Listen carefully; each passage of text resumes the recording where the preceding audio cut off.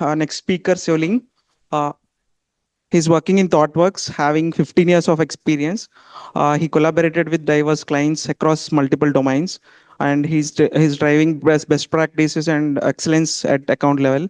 So he's giving a talk on from theory to practice, a deep dive on Copilot for QAs. So over to you, Shivaling. So another thing on AI, I don't think if you are bored. So I'm here to talk about the practical experience that we got from. Yeah, so I'll talk about my experience of using Copilot specifically in our project. There are pros, cons, what worked well, what were the challenges. We'll talk about all of them. To keep it simple, here what I have done is nothing I took from the project has as per se. Here all the data is created fresh, all the open source thing. Only the tool is not open source, is the paid one. Yeah, so can I, before beginning my talk, can I just reset all the assumptions you had in mind? Maybe I'll speak on your behalf. Correct me if I said the right thing. If we go few months back, right, we were all worried. A few months back, everybody was talking AI, Gen AI, everything is being automated. QA's role will be taken away, right? So you can relate this thing to the situation which happened 15 years back. If there are new folks who are college students or the school students, but this was the my thought or the mind process mindset that had come 15 years back. Everything was being done manually, and the automation tools came in. The QTP, the Selenium kicked in, right? So there was all this chaos all over. Everybody started saying like, okay, there is no space for the manual testers. People changed their mindset, right? And they started thinking, okay, I need to get better. I need to start equipping, start getting better at accommodating these equipments that are coming. That's when I am able to survive here, right? So it didn't take away the testers. It just made the testers better. They were able to focus their time in making more thinking by leveraging the automation tools that had come. So same thing we can apply to the AI tools, right? So it is equipping us even more, making us even more better. It's not replacing us. So it's making us more efficient and deliver a good quality, robust software. Yeah. So with that thought process, I would like to start the session. How many of you think other way? Um, all of you with the same mindset are still worried that AI is going to take away our role? Okay, cool. Thank you. Thanks for that positive mindset. Yeah, so we'll talk about GitHub Copilot. We started using this project, using this GitHub Copilot from last 1 year in our project. So I am using it from last 6 months. This is the experience I'm sharing from the project where we started using it in last 6 months.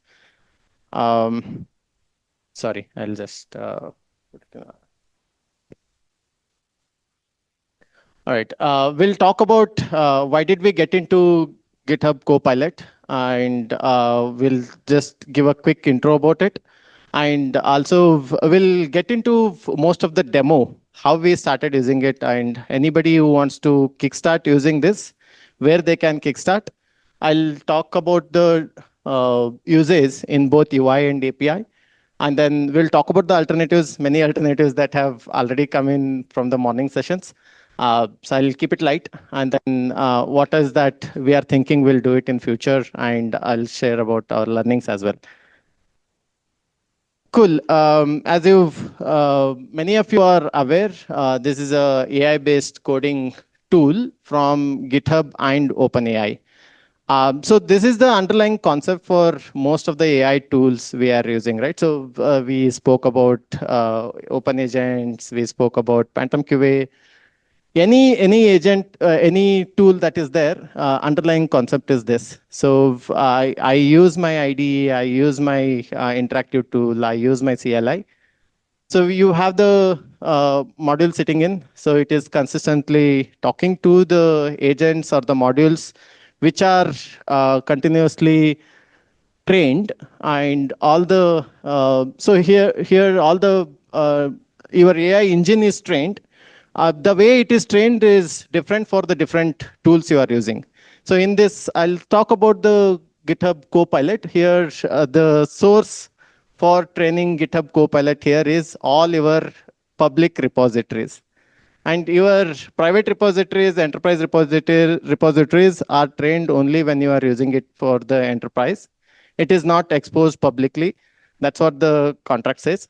But all your public repositories are used to train this model. That's the base. And using that, it will be acting as your assistant. Cool. So I'll just talk about some of the things, what it can do, what it cannot do. Based on that, we can make good use of whenever we are using any of the AI tools, not just GitHub Copilot. So it will help you generate the tests. It will help you generate any of the implementations. It can ask you to analyze the code and help you explain what is happening there. And if you have written something complex and you have to refactor it, ask it to refactor. And anything, something which is failing, and you don't know how to fix, you just tell it to fix it. You say, like, this is the problem I see, and help me fix this. So these are some of the things. And again, your general queries and the prompting. So all of this you could achieve. And things what it cannot do. And it's biggest challenge for many tools. And we should not let the tools drive these things, is my personal thought. So it struggles to generate complex code. So you will give one entire functional journey and ask it to generate, right? So your thought process is not there. It might be helping generate its own, but you are spending equal amount of time to navigate through what all it has generated. I was thinking to implement these many scenarios. I was thinking to validate in this way. Has it done it? Right? So you will again go spend equal amount of time understanding the entire structure and navigating through. And it doesn't analyze the entire code base and give you the summary of that, saying, like, this is the entire code base, this is where the code resides in this place. And then we should not be doing that also.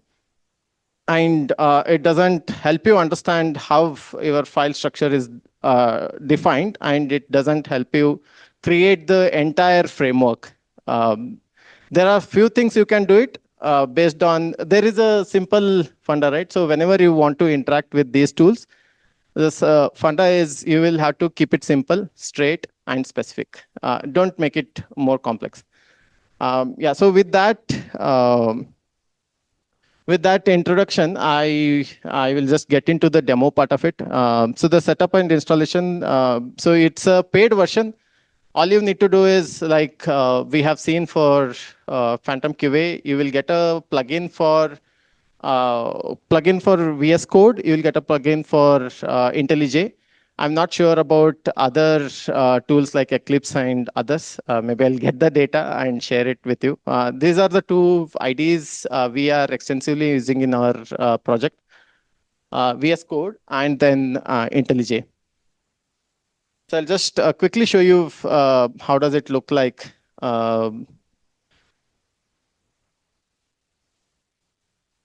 Yeah, so this is basically your GitHub Copilot. So all you need to do is search for it and start using. So this is a plugin, and the same plugin is there in IntelliJ as well. You install and start using it.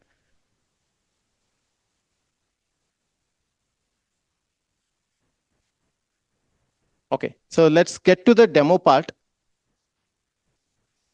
So, here as an example, we can try to generate UI code from the scratch using Cypress on Visual Studio Code. And something similar that has been done on the Phantom QA as a demo just now. Let's try to do it in IntelliJ to create an API test. And also, let's see how we can do a prompt engineering with GitHub Copilot. Any questions so far? Any? Yeah. No. Any language. Like I said in the beginning, anything that is there, which is trained, all the languages which is there residing in the GitHub. Uh, so it is trained on all of those languages. So here we are using Cypress as just an example. You can kickstart with anything. Yeah, so we'll take both the examples. One is Cypress for your UI automation. So we'll take Java as API automation example.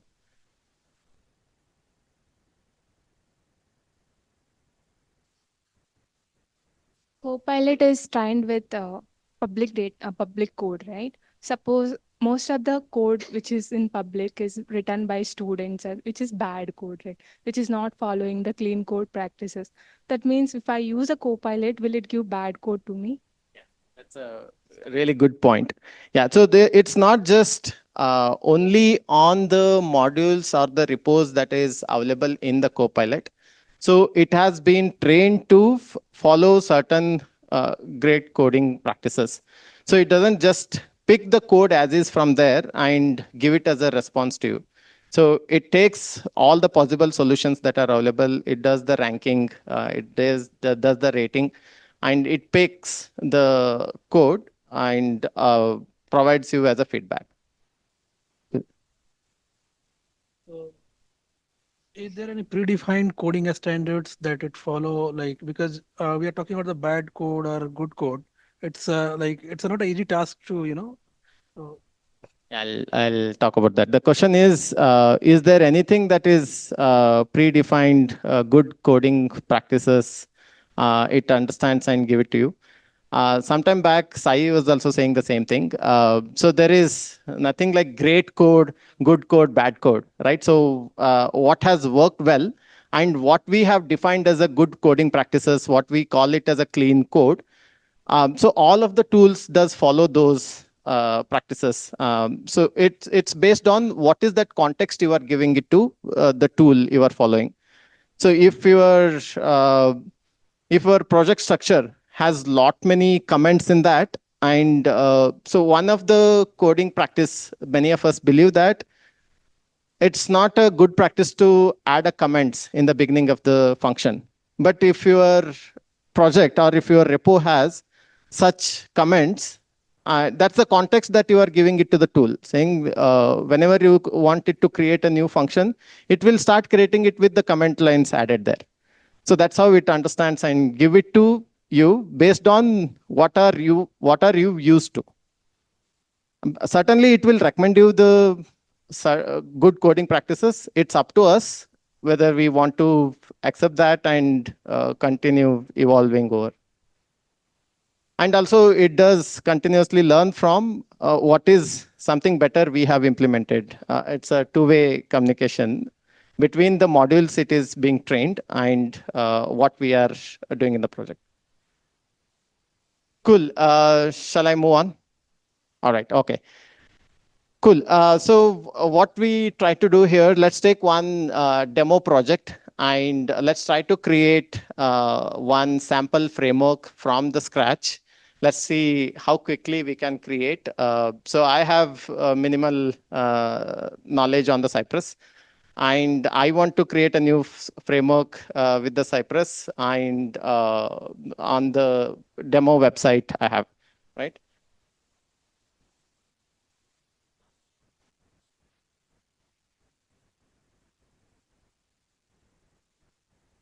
All right. So these days in India, most of us are working on the banking projects. I chose demo banking project. So this is my banking project. For this, I want to create a framework from the beginning, right? So I'll just kickstart. I'm at a zero stage now. So what I will say, I will begin from creating the directory at the scratch, right? Okay, let's start using Copilot from the scratch. So I go to my terminal. I'll say,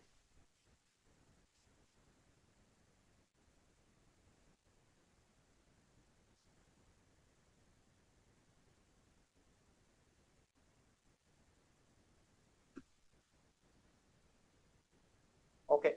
Is it visible better? No? Okay. All right. So I have created a new project and I just opened that directory from the scratch. All right, sure.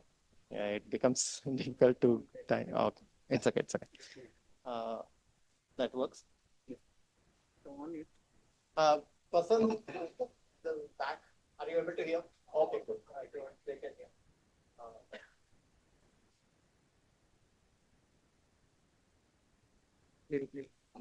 It's okay. Yeah. All right. I created my directories. The first thing I want to create is I begin with the README. That's what is useful. Anybody who wants to get in and start understanding what is this project. I create my README file. And so now I have created my README. Now I don't want to start writing my code. I will tell CoPilot that this is the thing I want to be done and start helping me. So I'll say command I and I'll tell this is an automation project for banking, for us banking, and it is built on Cypress and it will run the tests on different environments, SIT, UAT, whatever. Okay.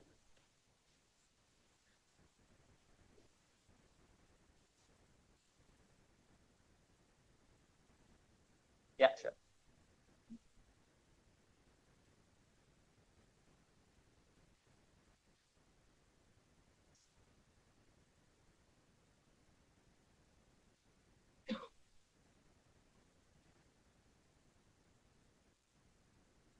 Okay, so it understands the context that I have to, this repo is all about Cypress, which has all the functional tests on the Paras banking. And this is how you will use the commands to run this. So whatever it has generated is not 100% correct, right? So it has given you some template. So all you need to do is, okay, whatever it has generated is not 100% correct, right? So this is again things coming from the previous talks as well. So this is just a coding partner for you. It is not replacing everything that you were supposed to do. So it's guiding you what is the template, what is the structure looking like. Here, for example, it has created this GitHub link where I need to replace with the actual URL and anything you want to pass as the README content here. Cool. So my README is done. What I will do is now I will try creating the Cypress project from the scratch. So again, I will tell CoPilot saying I want to create a Cypress project.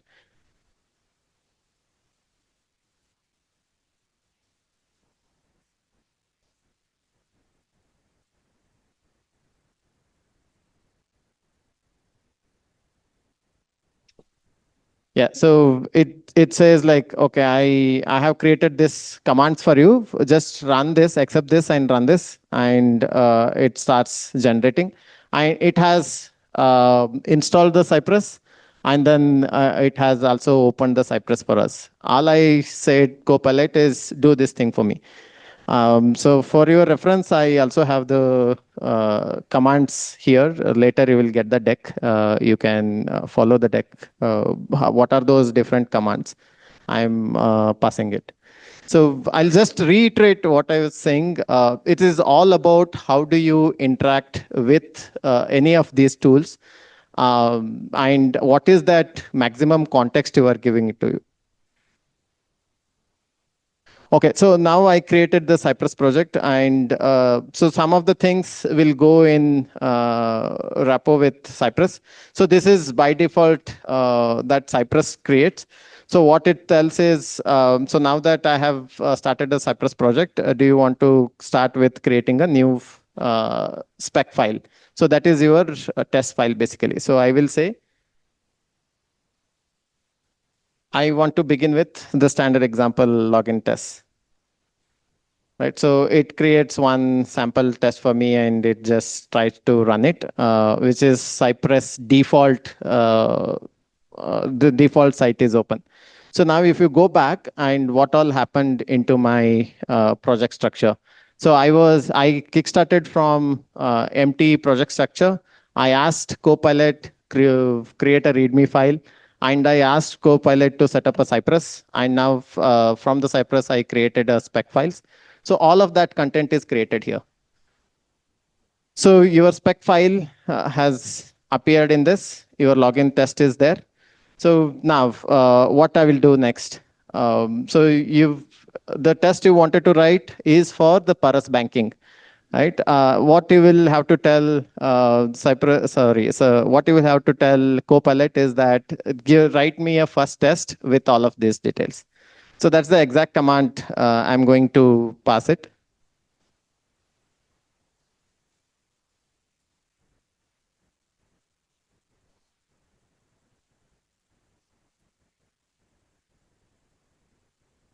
So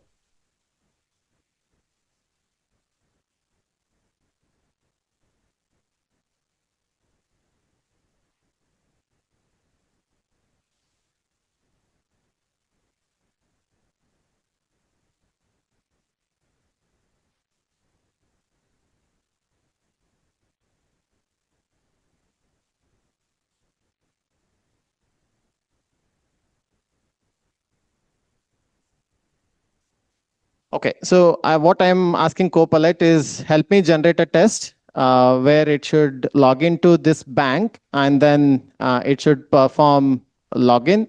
And then once I log in, I should also see the accounts overview section, right? So it has auto-generated the code for me. So I will have to accept that and then just rerun it. So if you look at the Cypress execution now, so here it has done the test creation where it did open the URL and then it tried to enter the username password, and then it did enter the default username and password, and then clicked on the OK button, and then it is also trying to see accounts overview section. So I haven't written even a single line of code, but I had all the functional knowledge. So I know that this is my URL, this is my journey. I need to log in. After I log in, I see the account overview section. That's all I want to validate in an automated way. So it has generated the code. I'll just zoom it. Okay.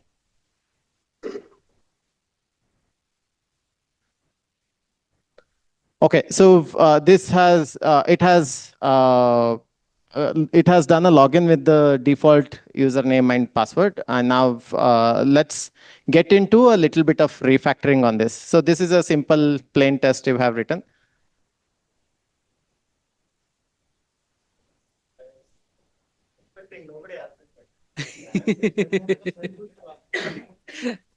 So how did you get? How did it get? Yeah. This is the point. It has picked it from the public repo which are already available, and it also links it to your personal repos. So it knows that I have already worked on this repo in the past. When I say Paras banking, I really mean it's this URL. So based on that, it has picked it up. And if it picks the wrong URL, all we need to do is reset the context, go back and tell, okay, my URL is this.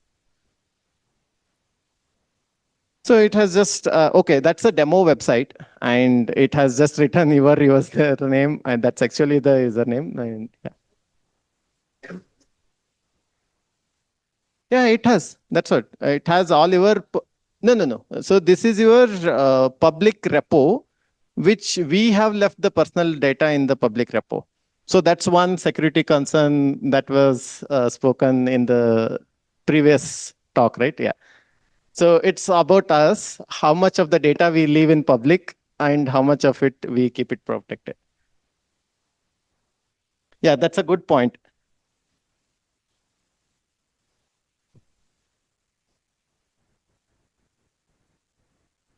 Change it to my username, my password I have created. Let's see if it is still working. Okay, works. Cool. Let's get into a little bit of refactoring. So we are all comfortable. We created a front project. We created a new test, and then we also validate its logging in, and whatever it is supposed to validate, it is validating. I'll just quickly run you through what has happened in terms of the implementation. So it is visiting this URL. It is then performing the login and then validating if this content is visible. So if your URL is not this, just change it to the right URL and get going. So let's get into some of the refactoring on this. Okay. So what are the, I'll just go back. So now that you have written this simple sequential steps of the test, what is that refactoring you want to do? How do you want to streamline it properly? What are those changes you want to bring in? At that time, I want to make in a config file. I do not want to take in a from. I want to maintain the page object model design pattern. So he wants to make it a page object model. He don't want to keep the data plain text here. He want to read it from the config file, and any data that is coming want to take it from the config file. Cool. Any other inputs, or I can just get into the implementation? Yes, let's do that. Good. Okay, maybe it certainly does, but today the time constraint, we cannot do it, but definitely we can. We have to do that. Yeah. All right. So some of the things which have already come here, right? So I will. So I'll change it to. I'll read the. I'll move my login functionality into a standard function, and I'll read this data from some other file. I'll read the URL from some other config, and then I also want to pass my environment variables as a parameters, and then I want to convert it to a page objects, right? So this is a summary that I hear from you folks. Let's do all of this.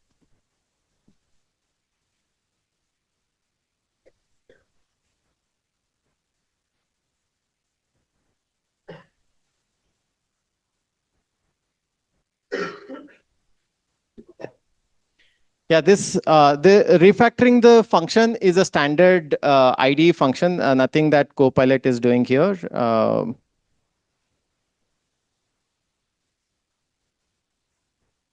Okay, so now anytime there is a login happening, it has to happen through this. And in future, whenever it creates a new test, it understands that, okay, for login, I will not have to rewrite the code. I will have to call the function. Okay, and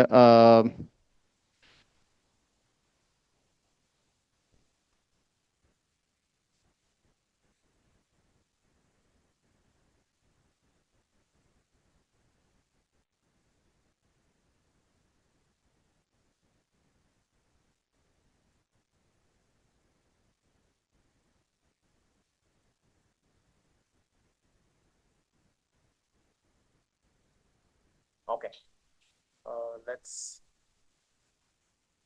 let's read this username and password from the text file. Okay.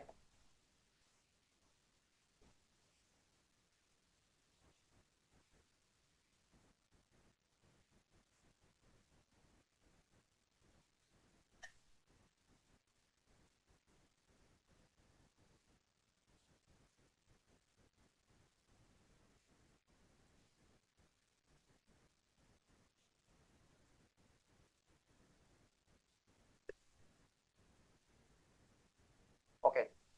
So it has just created a template file for me. You need to pass the structure and it will create that template file. And I will say this is my username and this is my password. And so I have created my data file. And what I will go back and tell here is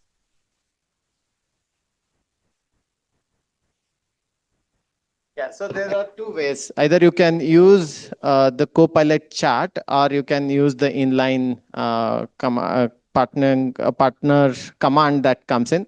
Either ways, you can do that to add any additional capabilities.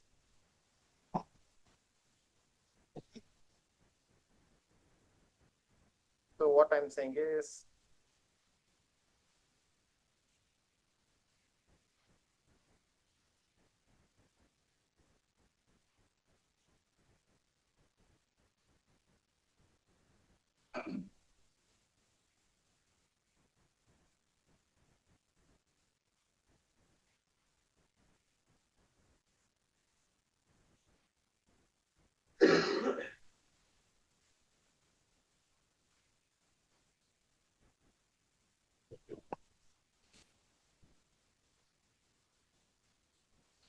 okay, so now if you look at it, so I haven't done anything. So all I said is my username and password exists in this file, and then read the file from this location, and then perform this login.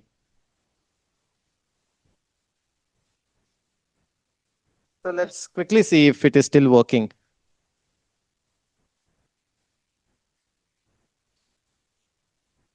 Good. So now what I did, I just created user data file and told Copilot that my user data file resides in this location. Pick that data file and change my functionality to read username and password from there.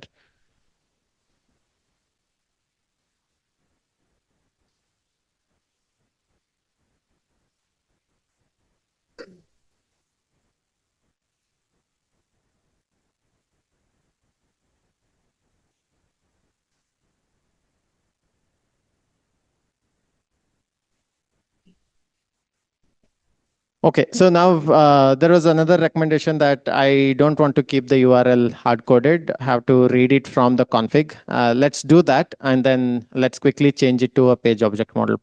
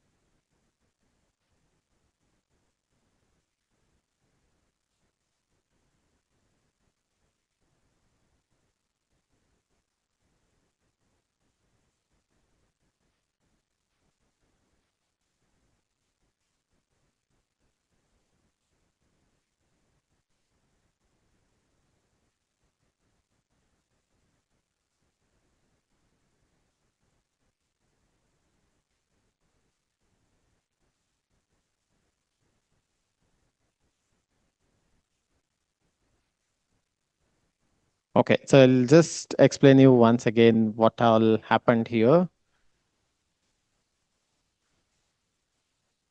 Okay, so what I said is instead of reading my hard-coded URL, read this URL from the config file.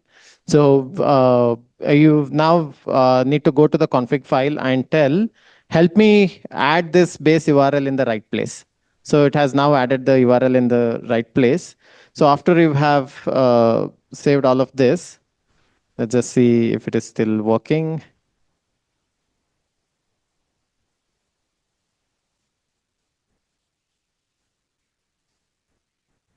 Sorry.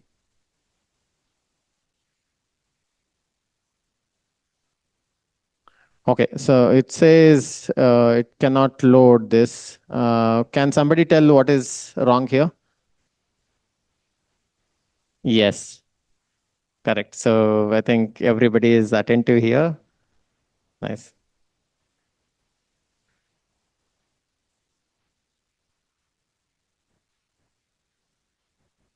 All right, does this solve the problem? Okay.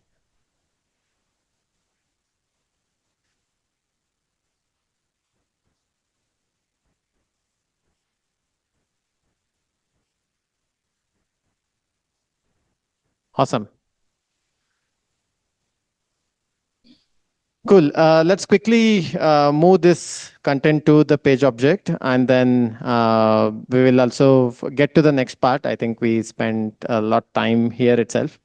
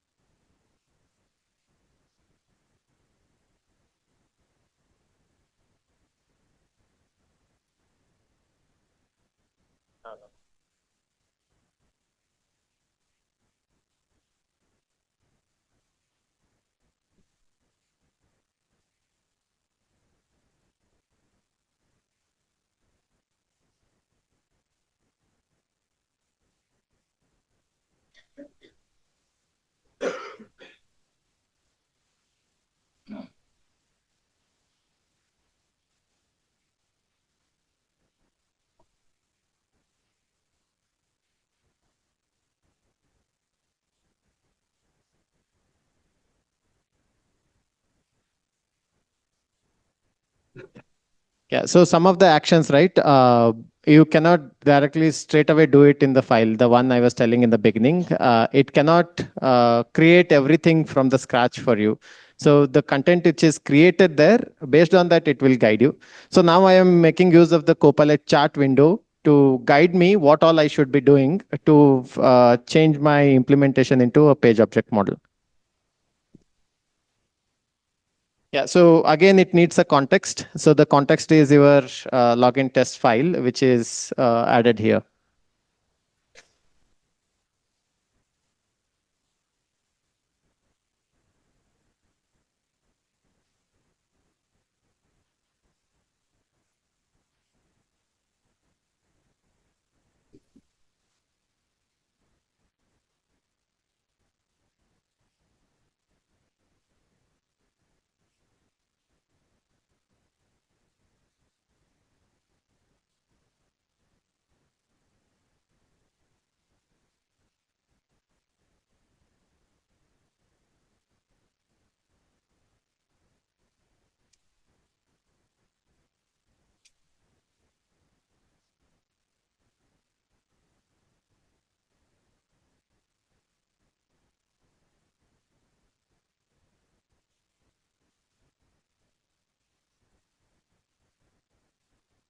Okay, so what it is saying is create login page and then do all of this in your login page.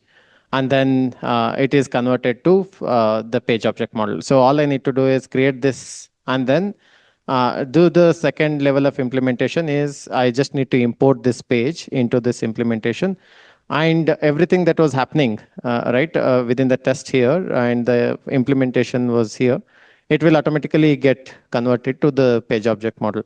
So in interest of time, I'm not doing that copy paste action. I'll be moving to the next part.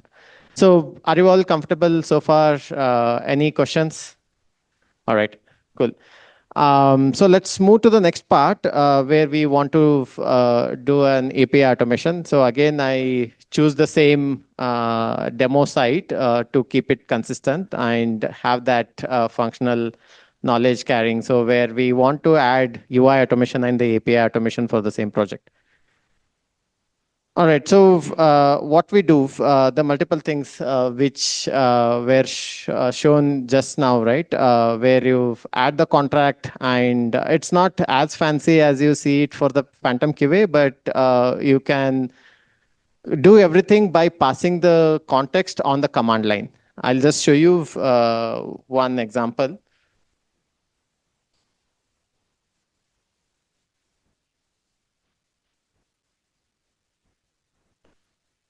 Okay, so this is my Swagger document.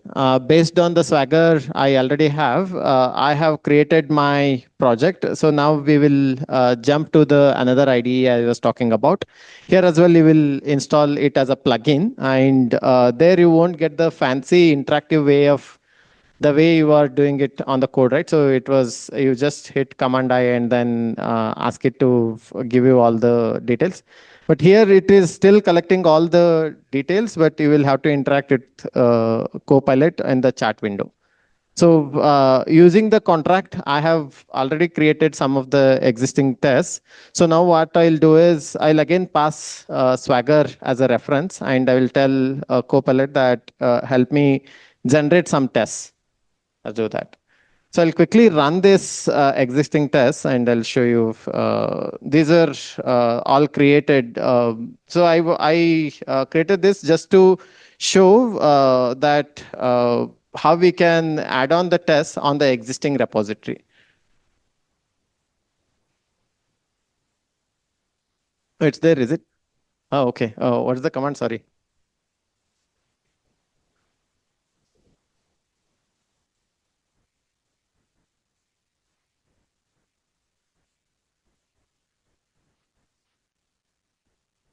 Has it been recently introduced?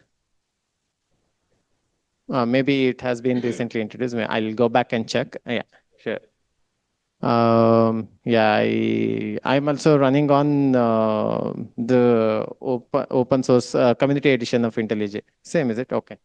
Yeah, we'll check. I'll go back and check. Yeah, if it's there, that's great. I did check if there is an option to enable at the tool level as well. At least on this versions, I could not see.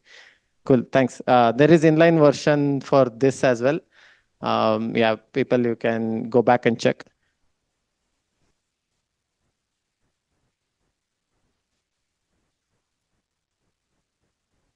Okay, so what I will ask here is, this is my contract. So on my contract, I have these many APIs.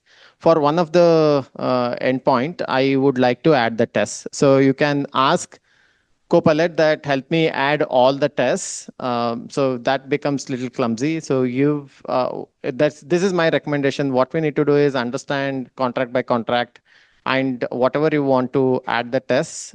So pass that information to any of the tool you are using, so that you get the concrete outcomes on that. So what I'll tell CoPilot that this is my contract. For this contract, help me generate a couple of tests. One failing, one success scenario, right? The standard one.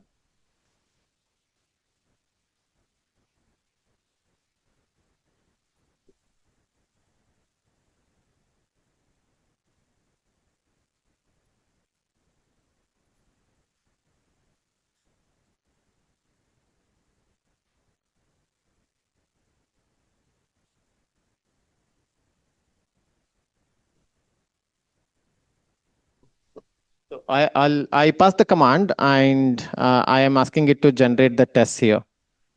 Right, so it has generated one test. I will make command little more better, saying write for this, write two tests with a failure and a success scenario, and let's see if it is creating two tests.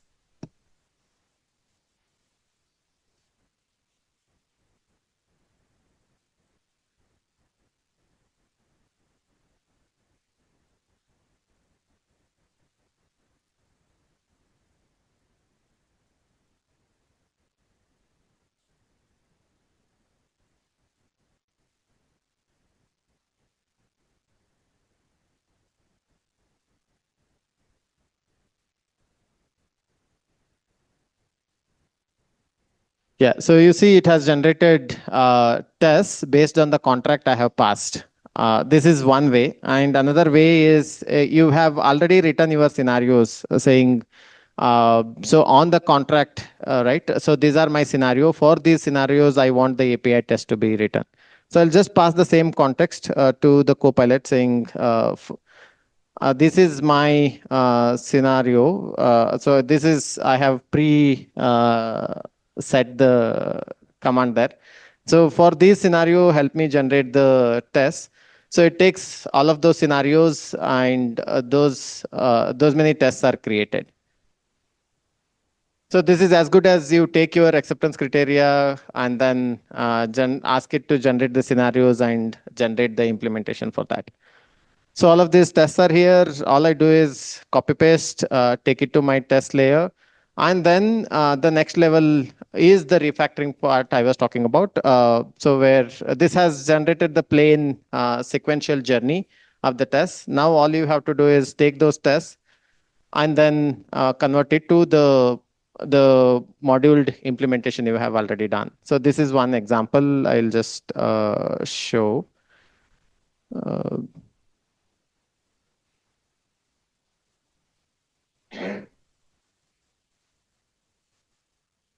yeah, so these are the account tests I have created here. And so you can, apart from this, you can ask many other problems to be solved. Oh, is this?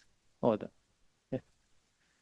Yeah. So let's say I want to read some JSON data, or if I want to read some nested value from one of the file, right? So all you need is just pass it a command saying, help me create a function where it needs where it reads data from the nested value. So if your structure is looking like this, let's say it's your user, and then the user is at a high level object. Underneath you have name, all of the data. So you want to get that function created, right? So all you need is passing this JSON helper as a context. Tell Copilot that help me generate a file which will give me the nested value from the key I am passing. So all I do is I'll just show you one example of the test. Yeah. So this is my data I want to read. From the user, I want to get name. And I want to validate if it's the right name coming from there. So I ask Copilot that help me write this function and help me write a function from where it should read the data from. So I have not even writing a single line of code. So I'm able to create all those functions, manage all the tests, and manage your framework. Cool. So this is how we are using it in our current project. And if there are any failures, so we are asking it to help us fix. We are asking it to help us understand what is the failure. These are some of the things. And let's quickly get to the next part, what we want to do, what we want to achieve next. So we want to achieve it at a level that, given that you have a design diagram that is coming, so from there, there is already a team which is working on generating the ACs from the design flow that is there. So we want to pick the ACs from the tool that has been created and then ask it to create the necessary smoke tests at the UI layer and the tests at the API layer, properly segregating tests at the different layer. I don't want all 100 tests to be sitting at the UI or the API layer. So if it has to be properly segregated, my unit test, integration, API, UI, help me generate all of this and I maintain it at the framework. So this is what we are aiming to go next, and then we are also planning to get a few things implemented at a cross-functional area as well. That's the challenge we are facing. So this is all based on the learnings and the languages that this tool understands a lot, right? So now we are using Gatling. There is not lots of information available in the public repositories there. Hence, the way at a fluency I am able to generate the code for Cypress, JS, the Java. I'm not able to do it for the Gatling Scala. Those are some of the challenges we have faced, and these are some of the alternatives to the code we are spoken about. Sorry, I missed to add the OpenAI agents, but you can definitely explore Captain Stack. That's one good tool, open source tool. Yeah, there are some of the other tools which are internal to AWS. There are some paid tools. Tool like Codium, it comes with free version and the enterprise version. Just if you want to play around, get into that. Phantom QA, obviously, at the first impression, really looks great. Yeah, let's wait it to get better, where it solves all the problem we want to see it in one tool, right? So we don't want to get around with the multiple tools. Yeah, so these are some of the alternatives and the challenges I already spoke about. And the some of the consideration, right? So it cannot completely replace any QA, any developer. Anything you are doing, it needs a review, and you will have to go through it. So here, as long as you know the concepts and as long as you know the basics of any tool you have chosen, the way it works, so you can combine that knowledge with the AI tools. Cool. And before using any of such AI tools, my recommendation, you should definitely take a buy-in from the clients. Don't straight away start using. Again, it's a data privacy issue. So we have the license version. We are using it in our project, and any other open source versions also you are using. Use it for your personal project. If whenever you are getting to use it for your client project, get a buy-in from your client. Cool. So these are some of the considerations I wanted to bring it to you all. With that, I'll close this session.